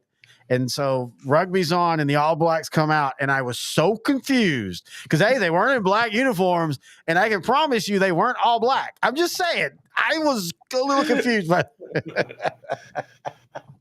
yeah, that's the famous rugby team. They do the haka dance. It's pretty cool. I'm not a big rugby person myself, but I like to watch it. Cool. I like to watch it. I loved what the female team, the U.S. women's team. I said the female team. The U.S. women's team did this year, winning their first medal. It's fun if you know the all women. Yeah, the all went. What we think, I don't know. Your dad is here. He is did he? reply. Yeah. Oh, did he? Oh, hey, old man. He's sad. The Rangers season is over. Hey, what do you? It was over back in July. Hang on. Who is winning the second game? I mean, Atlanta won. Oh, I told you. Well, I mean, yeah. So that means Arizona's out of the playoffs. Yep. Sad for them. They were the NL champions last season. Both playoff team or both World Series participants are out.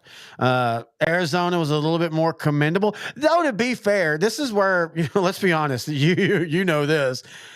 A 78 win season for the Rangers usually is not that bad. Usually we're like, you know what? That wasn't that bad. And to be fair, with all the injuries, being a team that's, again, baseball, we all still have in our mind the Yankees of the early 2000s. They're the last team that won back-to-back. Texas and Kansas City have both been back-to-back. Texas, unfortunately, lost both of them. Kansas City lost one and won one, but nobody's won back-to-back. Bruce Bochy has never even made the playoffs the second time the next season. I'm a Ranger fan, and as long as they figure out the whole financial thing with the TV, I think the Rangers are primed for a bounce-back year next year. Oh, yeah. The issue this year was just health. Once all those guys come back healthy next season, it's gonna be a whole different Ranger team. They were so they were so beat up this season, but they only lost 12 more games. Yeah, exactly. Think about that. They were in first place in June, in the middle of June. I think on my birthday they were in first place, and then they collapsed because of injuries. Now, in saying that, as a non-Ranger fan, as a Ranger fan, but loving baseball, I absolutely love this playoff bracket this year. This is going to be fun. I know you have the Astros, and I know you have the Yankees, and I know you have LA, and you could throw in Philly and even Atlanta, but man, the Tigers, welcome back. First time in 10 years. The Royals, welcome back. First time since winning that World Series in 2015. The Orioles are back again. First time they went back-to-back since, I think, 2012, 2013, if I remember correctly. Yep. Wow, I got that right. Milwaukee, they've become the Minnesota of the National League. They always get in. They always get beat in the first round. And then the Mets. I love the Mets being, yes, they're a big market team, but, they basically paid for everything last year, then tore it all down, and then just quietly had an amazing season, and I'm all for it. I love that. I think this is going to be a fun baseball playoffs. I've always liked the Mets. I always liked the uniforms. I've always liked the Braves too, just because of Turner. I used to watch it in the '90s. I love their uniforms, some of the best uniforms. And I love the Padres are back in the playoffs. Good for them. I don't hate any of the teams in the playoffs. I know Ranger fans. How can you not hate the Astros, dude? I grew up in East Texas. I grew. I'm not necessarily a fan of the Astros now, but I've never hated the Astros, and I will still contend in my top 10 sports teams of my lifetime as a kid. The 1986 Houston Astros are very high up there. That was losing to the Mets in a classic in LCS. Two pitchers won the Triple Crown. One in the AL, Tarek Skubal for the Tigers, who's going to pitch Game 1. He had the league, or he actually led the league in wins. He was second in ERA, and he was first in strikeouts. And then Chris Sale for the Braves on the. So I mean, it's kind of a special year. And Shohei Ohtani almost won the Triple Crown on the batting for the NL, but he barely lost to Iran's for the Padres. And Araz has won 3 consecutive batting titles for 3 consecutive teams. Now, we can talk about if you dig deeper into his numbers, he doesn't have a good WAR and all that kind of crap. I still like him winning. I still like players that win the baseball title or the hitting title. So who do you have getting through to the World Series? Oh man, that is such a loaded question. It's really hard for me to pick the best teams in each, but the Dodgers invested so much. It's hard for me to not pick them, but they've had a run of disappointment in the playoffs. So this feels a little different this year, though, man. It feels a little different. I think Shohei is the difference, and I think he's going to be so excited to actually be in the playoffs. He's just going to keep continuing what he did in the regular season. I'm going to say the Dodgers make it out of the NL. I know it's the easy pick just because they're the best team in baseball, but like I said, with the playoff disappointments and my love for the Mets, and I really want the Brewers to actually do something, you know. I was really peed off that Council left them to go to the Cubs, and then the Cubs didn't do much of anything. And then they didn't.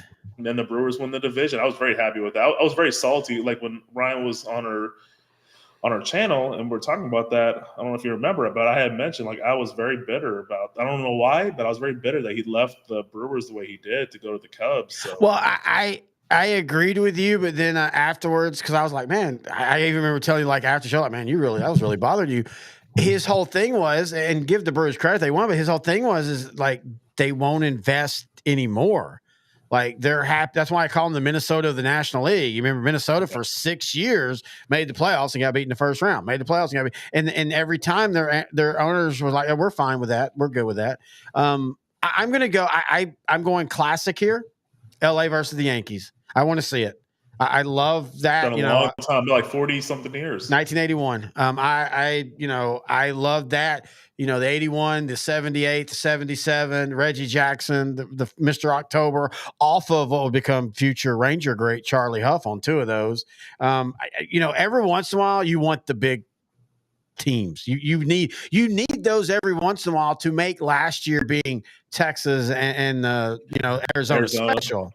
You thought you were going to get that in 2018, but the Red Sox just destroyed the Dodgers in the World Series. Yeah, they really did. And it's so funny to think about when you this is why you and I were talking about this, I think on that All-Star show with Ryan, where, we all joke about where Rangers were, but if you backed out the calendar and you said since 2010, all of a sudden the Rangers, they've been one of the better franchises since 2010. 3 World Series trips, 6 playoff trips, blah, blah, blah, blah, blah.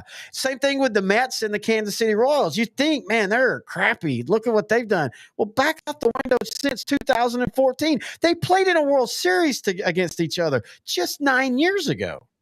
And I could see a path. I think it would be harder for the Mets because they're pitching at the end of the day, but I could see a path. Well, that'd be the most random replay of the World Series ever. With Matt, the American League,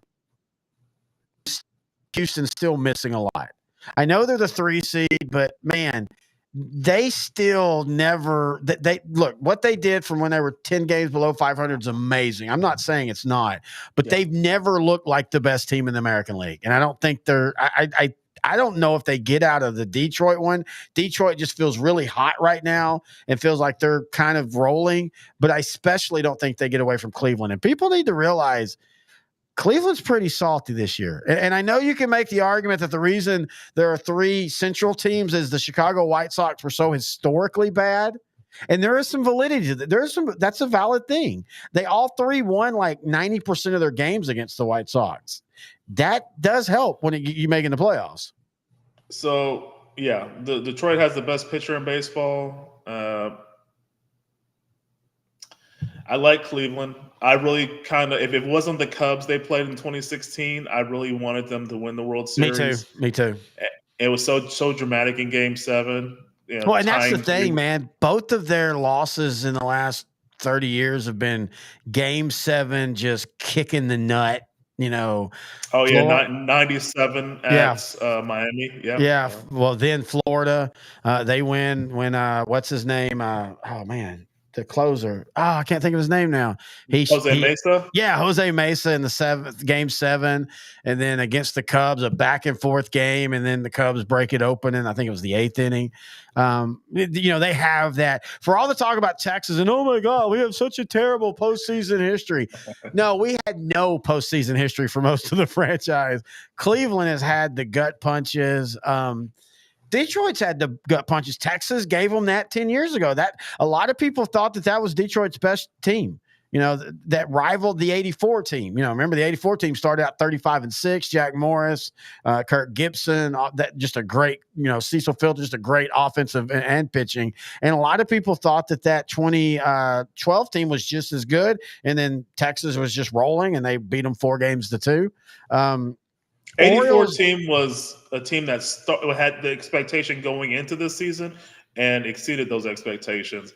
They're probably, to me, one of the 10 greatest World Series champions of all time. That's I don't even think that's up for debate. And then to me, you got the one in the Orioles who are still so young that people. But that's my pick. Is it? That's my pick to come out of the AL. It feels like uniform game. Orioles and Dodgers. Or Orioles and Padres, man, that'd be pretty too. The thing about the Orioles, it feels like once they start winning it, everybody might need to hope they have a down year every year because, folks, they have drafted well. They are the next Astros, or at least they have the potential to be the next Astros. I don't know if they tanked on purpose. They were shit for a long time. All of a sudden, they've got really, really good. It seems like they have hit on all of their 7 draft picks over the last 7 years. They have that chance. And the only thing is then you go, okay, if they don't win it this year, if they don't get out of the bracket this year, then you start going, okay, are you going to be able to get that? Kind of like San Diego, man. I would, if you'd have told me 5 years ago that San Diego wouldn't have been to the World Series yet, I'd have been like, no, you're bullshitting. Cause it felt like San Diego had built a really good team. Yeah, and they have a good team now, and we'll see what happens. They got Dylan Cease from the White Sox, I believe. So he's one of the best pitchers in baseball. So we'll see what happens. I'm looking at the stats, man. Yeah, I kind of hope your theory of Dodgers Yankees happens because it's the 2 best hitters in baseball, and Aaron Judge, just like with Shohei, was pretty close to getting the Triple Crown in the AL and really in all of baseball because Aaron Judge led the league in home runs with 58, RBIs 144, 3rd in baseball in batting average at 322. Bobby Witt Jr. Led the league with 332, so it wasn't that much of a difference. So it would have been pretty cool. This is kind of a year of teams that just weren't going to win 100 games. There was more competition outside of the White Sox. Overall, the Athletics last year in Oakland, they're moving to Sacramento. They actually had a much better season this year. I think they're planning on building that with Brent Rooker as their star player. He had I think he had 112 RBIs, in top 5 in baseball. When they move to Vegas, they actually might be a legitimate contender for a World Series. That just feels wrong, no, man. It feels wrong, but like if you look at the standings, man, think of how bad they were last year, and they won 71. No, wait, they won 69 games this season. I forgot how much they won last season, but it wasn't much. They won 50 games last season. They went from 50 to 69. I mean, that's a big improvement. I could see them easily getting closer to 500 in 2025. But we'll see what happens. I agree. They're going to be in Sacramento for the next 3 seasons. So let's see what happens. They actually might be a playoff team before they leave Sacramento. All right, let's go back to football now. We're going to start winding things. Quick flip over. Hang on. I feel like I guess my internet's kind of back. Let's see. Ooh, I don't like the Titans look tonight. They had the right look the other day. They lead at halftime 9-3 over the Dolphins. Ugly game, man. Huh?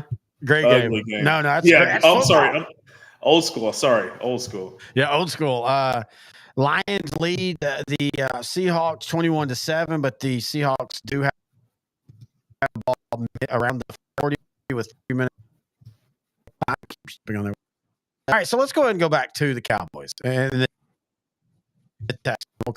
Well, Jaden Daniels had a great game. They win their third straight. I really impressed with this because there's playing back.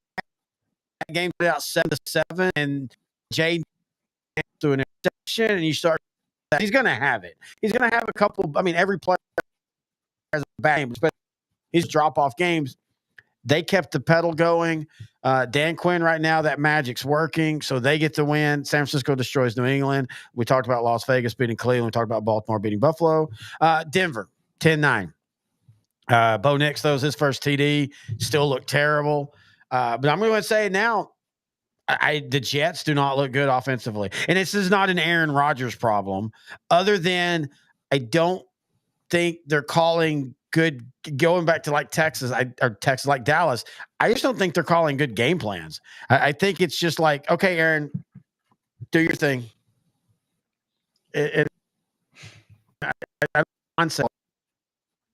Well, that's why he liked Nathaniel Hackett. So he basically Hackett will just tell him to do his thing. You saw what he did in Denver. He only lasted a season. He's really not a good head coach. I don't even think he's a really good offensive coordinator. I think Hackett just benefited from Matt LaFleur's offense and his philosophy. Because you see what happens. Hackett and Rodgers are gone. But the Packers are still good. They're much younger. They have hope. They have a future. They lost to the Vikings this weekend, but they had resiliency. They were down 28-0, and they ended up losing 31-29. They made a massive comeback in that game. So I think that's just something they can build off of going forward. Speaking of, Minnesota's the best team in the NFC right now. And I know it's not going to stay. I mean, it might, but I'm just saying it's only 4 games in. But I mean, that's what these shows are for. Even though you and I are very pragmatic in like, okay, let's not crown them. But you do. I mean, we're 4 games in. You're starting to know the tell of the teams. Some teams will keep rolling and get better. Some will regress. I don't think they will regress, but I don't think they're going to be as good as they are. But they're getting out early enough. They're beating the team. Like, that's a big win to go into Green Bay and get that division win. I think the Vikings are legitimately an NFC threat this year. And again, the September ends today. Quarter of the season's done. Sam Darnold looks like the MVP. But again, it's 4 games. We still have a lot of football to play. We don't know what's going to happen by the end of October, by the end of November. It could be a whole different story. I've seen a Viking team that goes 6-0 and miss the playoffs on a Hail Mary in Arizona in 2003. So anything can happen here. Dude, that's just wrong right now. It's funny. I'm looking at our YouTube feed and I got frozen drinking a cup. It's just like I just held it right there. But yeah, still an impressive win. We talked about Atlanta, Indianapolis, dude. That was That was a season-saving win for the Colts. Anthony Richardson was looking pretty solid before he got hurt. I don't think it's a serious injury, but I mean, you've got Joe Flacco. Now, let's also remember Joe Flacco last year was able to Cleveland's defense was really well. Even if they there for a while was kind of going 4 interceptions, but the defense do that and better, but it's still not good. Season-saving win. Cincinnati, definitely a season-saving win. But it's still, I know Andy Dalton, but man, you're at home and you only beat Carolina by 10. I still think there's something flawed with Cincinnati this year. They need to find some balance, which I think they might have found now with Chase Brown at running back. He looked good. Him and Zach Moss can be a good 1-2 duo. I drafted him in my dynasty league last year with how I had the last pick in the second round, so basically almost a third-round pick. And I've been getting a lot of trade offers for him. This is a guy I noticed, especially with Joe Mixon, with his fat contract going up in age. Now Mixon still has something left, but he was hurt. He's hurt, which is going to happen with a running back that has a lot of mileage in his late 20s. Got Chase Brown there, share the carries with Moss.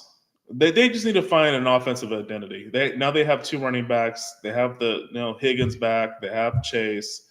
Get your tight end established. They have a good enough offensive line that's not going to have Burrow be sacked 70 times. Yeah, Mike Gillespie's their tight end, and he's been solid this year. He hasn't exploded, but he's the thing I think that they've kind of missed. Henry, when he was there, everybody thought he was going to go off, and he was always injured. So if Gillespie can stay healthy and you give Burrows that extra route or that extra dropout when you need it, I think that makes them better. For them, Cincinnati they run so hot and so cold. They can be really good for 5 games and then really bad for 5 games. And you can't do that. You've got to learn to turn. Again, I know it's a joke because it's the Giants, and you could say with Houston it's Jacksonville, but those are 2 games that those wins might decide your playoff fate down the road, because they're division wins when you weren't playing at your best against teams that are desperate, especially Houston. Jacksonville was desperate. Jacksonville played really well for most of this game, but Houston's last drive was just what they needed to do. Yeah, Houston had to resort to what they did last year to win the division, and that's how they won. The game-winning pass to Dare Ogun. Oh, let me remember this. Ogun Bole. I think that's what. Yeah, I think you're right. Oh yeah, I was trying to memorize his name. It's a very unique name, but yeah, Dare scored the game-winning touchdown for the Texans to win it. It's just the Texans are 3-1, but they have a lot of issues on offense. I'm not really too worried about their defense. I think to me, just more the offensive identity. But you could say that for every other team. The Bears, they need to figure out how to get Caleb Williams involved. I think that'll eventually happen. The Chiefs, without Rashee Rice, I mean, Mahomes was like, I'm just going to take him out just because I want to make it even harder for me to three-peat. Oh my line! It's just crazy. Yeah. So the Chiefs are 4-0. They went to Inglewood, beat the Chargers 17-10. But the big story is Rashee Rice, their leading receiver, out for the year. And it's because there was a play made, and Mahomes accidentally ran into Rashee Rice and took his legs out. He threw an interception, and then the guy fumbled it, and Rice was trying to go for the fumble, and both of them, and he, like you said, he kind of submarined Rice. So that just tells me that Amari Cooper is going to be a Chief here in 2 weeks. Oh man, I feel so bad for him because he had the revenge game touchdown, the big play between Watson to Cooper, big touchdown, but it gets called back.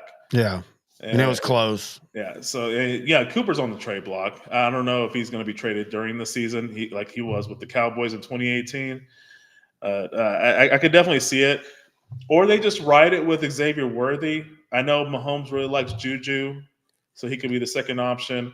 Sky Moore and Watson haven't really developed into the guys they envisioned them being, but yeah, they got Samaje Perine, they got Kareem Hunt. Those are 2 good backs. Hey, Hunt looked pretty solid to have not played all year. He came out and had 50 yards, and just what's his name, Carson Steele or whatever, he fumbled early, and that's one of those things. Unless you've got a lot of carries, Andy Reid's one of those. If you fumble early, you might not see the ball for 5 weeks. But be prepared. He'll come out in a big game and make a big run or something. That's one thing. Reid won't completely get rid of you, but he's going to sit you for a few weeks. And so Hunt stepped right in, and I thought he looked good. But they're going to have to figure out. They're going to have to get somebody. Did you hear that stat? When he threw that touchdown to Xavier Worthy, that was the first touchdown in 30 games that was over 50 yards in the air. I'm guessing it was since Tyreek Hill was 30. Yeah, 2 years. Yeah, basically. This is Tyreek's second full year, this be a year and a half in Miami, right? I think Hill left after the 21 season. I don't think he was on the 20. So 22, 23 with the Dolphins. Basically. And then, so Hill starting his third season. So, basically that many, Think about that. We think of Patrick Mahomes as a big, but I mean, he as great as he's done with as little of talent as he has around him, that always eventually catches up. That's why they drafted Xavier Worthy. And Xavier Worthy has 3 touchdowns in 4 games, but he's also had 2 touchdowns in 1 game, did nothing for 2 games, and then had 1 basic big play. That's fine, but you're going to have that underneath. And you're not going to be able to rely on Travis Kelce, not only because of his age, but like next week when by the way, you'll be here in studio, when they're playing Monday Night Football. If I'm the Saints, I'm just doubling and tripling Kelce and be like, let Sky Moore beat me. Let anybody else beat me because, let Xavier Worthy prove that he can make 5 or 6 catches and not make a just 1 or 2 big plays. All right, let's go into next week's games. I love the Thursday night football game, Tampa Bay versus Atlanta. This is that typical game where I think Atlanta wins because nobody in the South is going to separate. We thought the Saints might, but I don't think anybody separates. I think Atlanta wins, but it's going to be a dogfight. Oh, it's going to be a dogfight. It's going to be a great matchup. I'm going to watch every second of that. I'm really looking forward to just seeing if the Buccaneers could continue what they did against the Eagles this past Sunday. And who are the Falcons? Now they've had 3 straight home games. What are they going to do now? Like, are they going to win? Are they going to run the ball? This is kind of the start of teams finding their identity for the rest of the season. No, I agree. Jets in Minnesota, they're in London. The first of 5 games overseas. London or England and Germany. Speaking of, you're going to be going to a London game this year.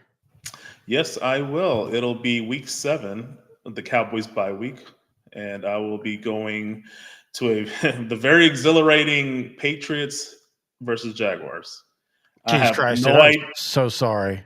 They might still have a combined 1 win by week 7. I don't know. But we'll see. Yeah, the Jags are either going to look. I still feel the Jags are talented enough. I still feel the NFC or the AFC South is still muddy enough that I can still see them being in 10 weeks, 4-5. But I can also see them in 10 weeks being 2-8 and Peterson's been fired and you're playing out the string. Baltimore. Well, you remember last year, Jacksonville got their run, to where they were like, I think 8-3 on the London trips. So they actually started. Yeah, they actually started pretty bad last year. Yeah. But when they got to London, they kind of righted the ship, so to speak. Well, and they've been there every year. I mean, that is a process. Sorry, I didn't mean to jump to the next game. I was going to say, while I love what Minnesota's doing, this feels like one of those games where Aaron Rodgers is going to throw for 250 and 3 touchdowns and just win it. Just win. I'm not ready to say the Jets are too talented. I never thought we'd ever say those words again. The Jets are too talented to struggle this much offensively. I still think it's them trying to find some consistency. Baltimore, Cincinnati. Cincinnati, it just doesn't get any easier for them. That's going to be an interesting game. New Orleans versus Kansas City. Again, you're going to be in studio for that. That's going to be a fun one. The 2 Texas teams, let's give our picks. Dallas versus Pittsburgh. I don't know why. I have no reason to believe it I love Justin Fields, but this feels like one of those games where Dallas is going to win because they get just enough offense again, and Justin Fields kind of makes a couple mistakes. Yeah, I mean, I could definitely see that. I could see where the defense gets some turnovers in this game just because of who their quarterback is, and they're kind of a one-dimensional team. Um, I want to say the Cowboys are going to win, but I really hate the fact that the Steelers lost to the Colts because that, to me, that tells me that the Steelers probably will win this game. I always like to pick if a team has momentum going into the game against the Cowboys, I want to go with the Cowboys. Yeah. But if it's the opposite, Steelers are kind of hungry now. I think they want to get to 4-1. I'm going to go ahead and pick the Steelers in this one. It'll be a low-scoring, ugly game, which is what Tomlin loves. So yeah, I'll pick the Steelers. I guess you can pick the Cowboys.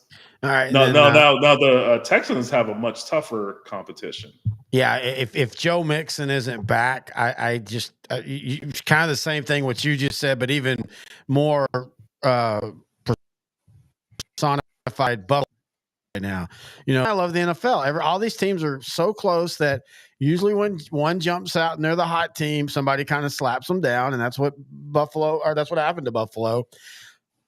I don't see Houston slapping them down because the thing that until Derrick Henry. Buffalo's defense has been playing well. And again, that's Derrick Henry. And it wasn't like Lamar Jackson had all day to throw and was throwing for 400 yards and all that. And of course, he didn't really need to when Henry runs for 199 yards. And Jackson did score 3 times, but I still felt like Jackson never got pressured enough. And I think Buffalo can, especially if Larry Tunstall, and I know he came back, but he's still listed as injured. I don't know. This would be a big. If Houston can win this game, I'm very impressed with them going forward as far as where I think they can be after playing ugly the last 2 games. I agree with you. If Houston wins this will this shows that they are a different team than they were last year in a good way. But I really feel Buffalo, they're going to be hungry to bounce back after the humiliating loss last night, and I think Buffalo will win. The Houston's going to have to figure out their running game. Yeah, they're going to – I don't think one-dimensional is going to work with against that Bills defense. I know they took a hit. Taylor Rapp got hurt trying to tackle Derrick Henry low. And you can't really tackle him high either, so you kind of damned if you do, damned if you don't. Yeah. So, yeah, they're just like the last couple of years. The Bills defense is starting to get hurt again. It's just without the older guys and Poyer and Tre'Davious White. So, but yeah, I think the Bills will still bounce back and get the win. All right. If you have any questions, thoughts, or comments, email the show, odtcshow@gmail.com. Again, intern Noe the Pro will be in studio next week. I'm going to try my best to get this internet stuff figured out, maybe get a new router and all that, because we're going to be so we're going to be recording 3 shows. We talked about the haunted house, bad movies, and a drink. We're going to do a Patreon OutDrank The Coverage on the Vince McMahon documentary. I will say it was in no way good. Like, it was not what I thought it was going to be. I don't know if you've watched it yet. It was not what I thought it was going to be.